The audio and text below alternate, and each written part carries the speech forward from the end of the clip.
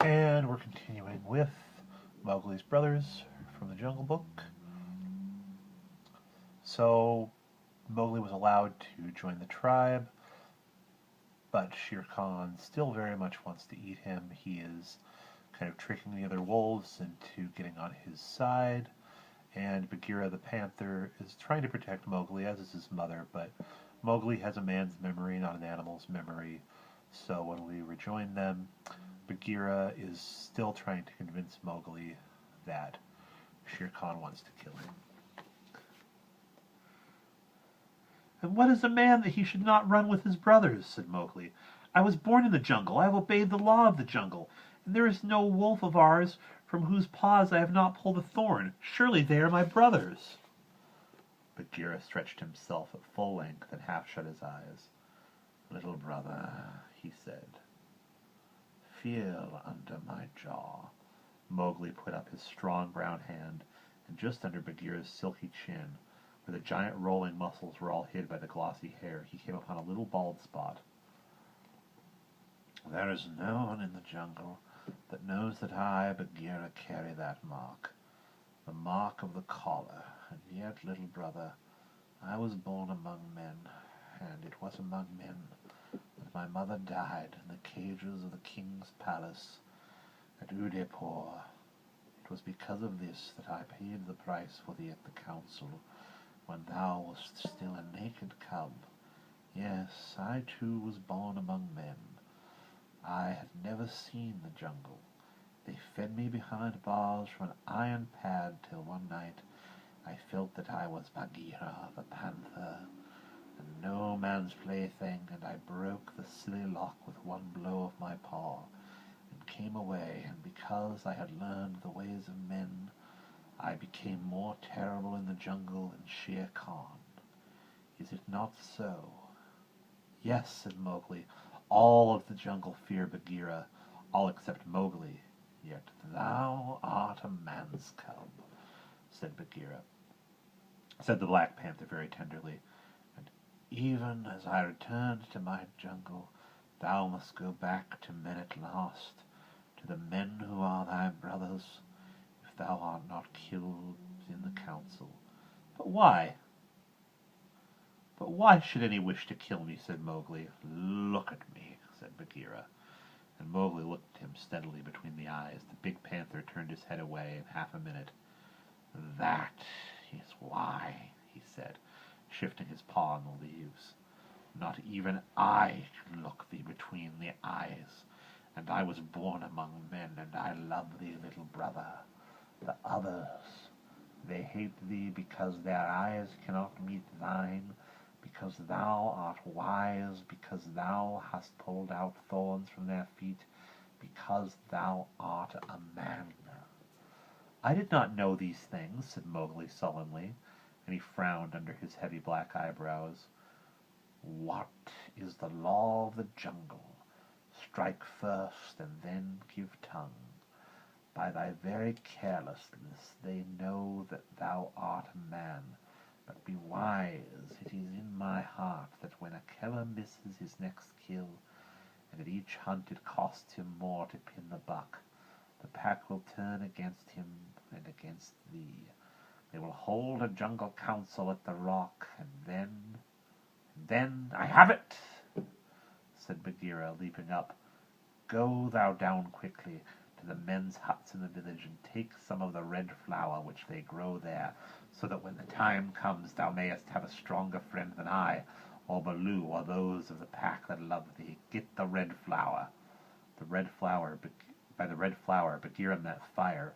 Only no creature in the jungle will call fire by its proper name. Every beast lives in deadly fear of it, and invests 100 ways of describing it.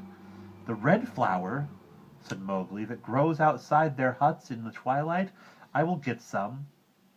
"There speaks the man's cub," said Bagheera proudly. "Remember that it grows in little pots. Get one swiftly, and keep it by thee for time of need." "Good," said Mowgli. "I go. But art thou sure, O my Bagheera?"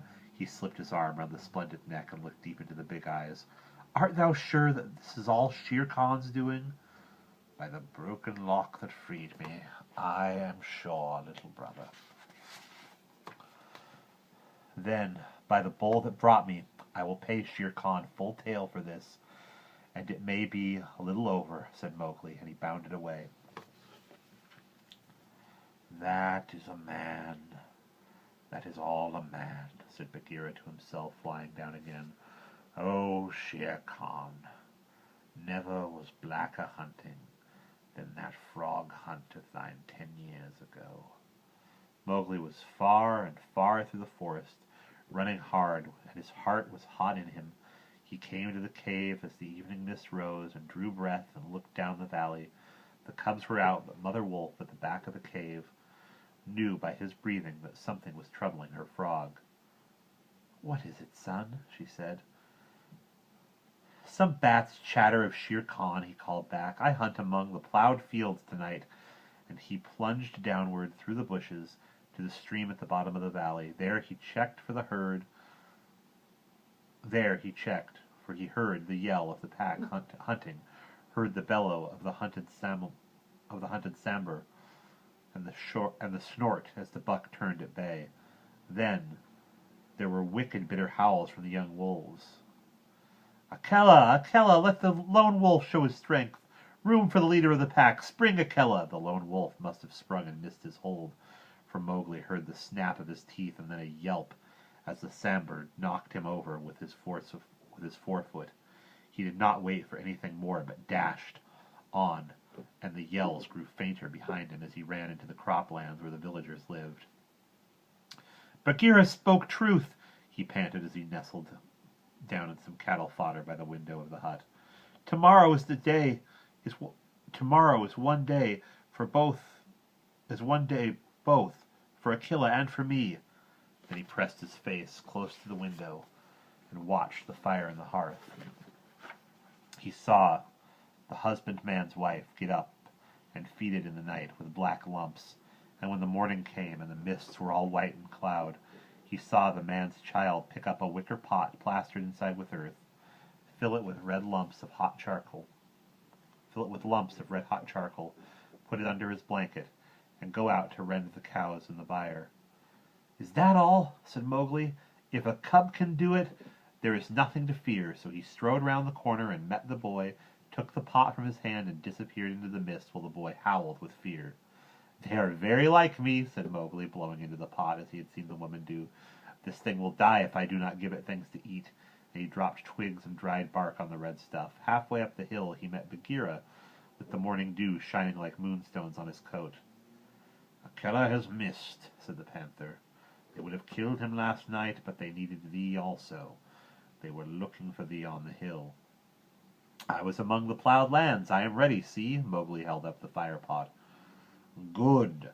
Now I have seen men thrust a dry branch into that stuff, and presently the red flower blossomed at the end of it. Art thou not afraid?" "No. Why should I fear? I remember now, if it is not a dream, how, before I was a wolf, I lay beside the red flower, and it was warm and pleasant." All that day Mowgli sat in the cave, tending his fire pot and dipping dry branches into it to see how they looked. He found a branch that satisfied him, and in the evening, when Tabaqui came to the cave and told him rudely enough that he was wanted at the council rock, he laughed till Tabaqui ran away. Then Mowgli went to the council, still laughing. Akela the lone wolf lay by the side of his rock as a sign that the leadership of the pack was open, and Shere Khan, with his following of scrap-fed wolves, walked to and fro openly, being flaunted. Bagheera lay close to Mowgli, and the fire-pot was between Mowgli's knees. When they were all gathered together, Shere Khan began to speak, a thing he would never have dared to do when Akela was in his prime. "He has no right," whispered Bagheera. "Say so. He is a dog's son. He will be frightened." Mowgli sprang to his feet. "Free people!" he cried. "Does Shere Khan lead the pack? What has a tiger to do with our leadership?" "Seeing that the leadership is yet open, and being able to speak," Shere Khan began. "By whom?" said Mowgli. "Are we all jackals to fawn to this cattle butcher? The leadership of the pack is with the pack alone.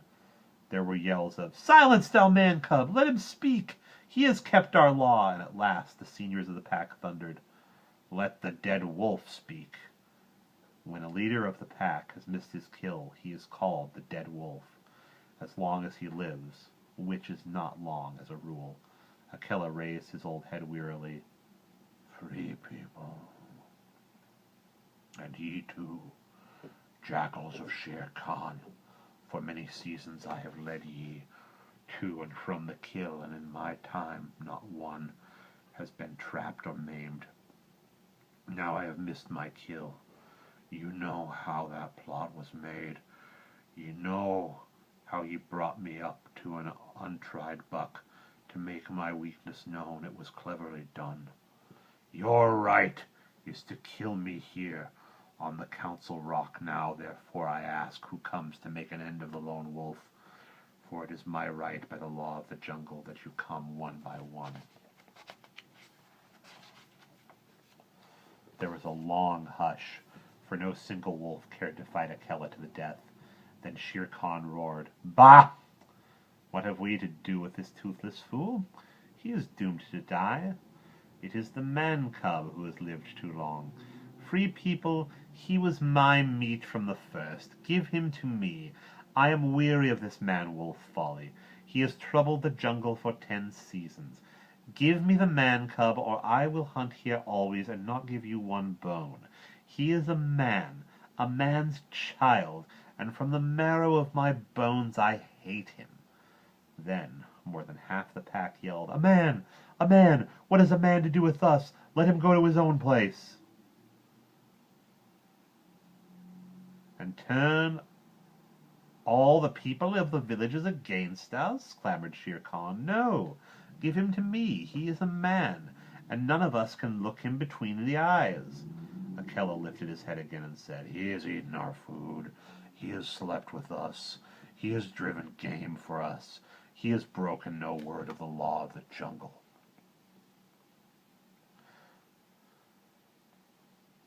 Also, I paid for him with a bull when he was accepted. The worth of a bull is little, but Bagheera's honor is something." Oh, this is Bagheera saying this. Also, I paid for him. Also, I paid for him with a bull when he was accepted.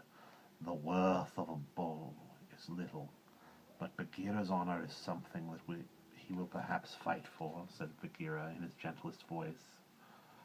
"A bull paid 10 years ago?" the pack snarled. "What do we care for bones 10 years old?" "Or for a pledge," said Bagheera, his white teeth bared under his lip. "Well, are ye called the Free People?" "No man's cub can run with the people of the jungle, "No man's cub can run with the people of the jungle," howled Shere Khan. "Give him to me." "He is our brother and our blood," Akela went on. "And ye would kill him here? In truth, I have lived too long. Some of ye eaters of cattle, and of others I have heard that under Shere Khan's teaching, you go by dark night and snatch children from the villagers' doorsteps.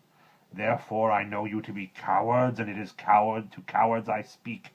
It is certain that I must die, and my life is of no worth. Or I would offer that in the man-cub's place.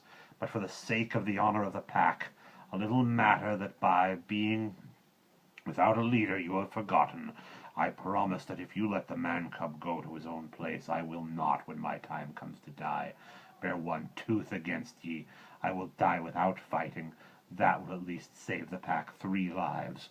More I cannot do, but if ye will, I can save ye the shame that comes of killing a brother against whom there is no fault, a brother spoken for and brought into the pack according to the law of the jungle."